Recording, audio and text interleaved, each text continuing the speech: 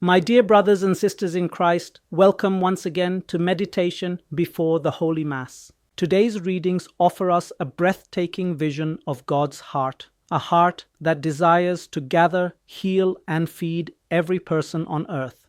The theme of the day is simple and profound. God's saving love is a feast for all peoples. In the first reading, Isaiah lifts our eyes to a mountain where God Himself prepares a banquet, not for a chosen few, but for all nations. It is a feast of rich food and choice wine, a celebration where God wipes away every tear, destroys death forever, and fills the world with joy. This is the dream of God, a universal feast of mercy, healing, and fellowship. In the Gospel, that dream begins to take flesh. Jesus climbs a mountain, and the broken come to Him, the blind, the lame, the crippled, the mute. He heals them all, then, moved with compassion, He feeds the 4,000 with just 7 loaves and a few fish, and everyone is satisfied. The miracle is not only food, it is a sign of God's heart, a heart that heals, a heart that gathers, a heart that gives more than enough, a heart with room for everyone, Jews and Gentiles alike. Both readings show us the same God,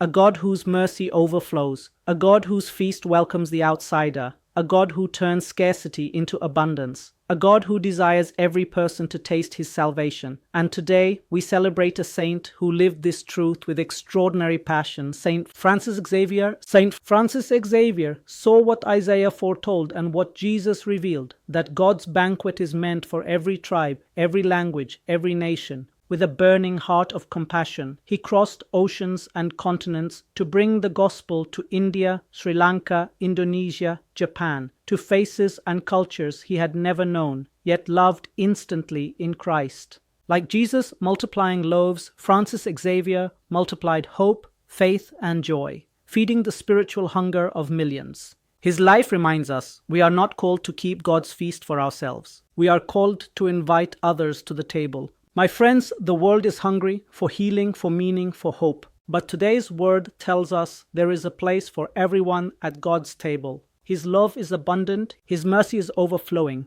His feast is universal.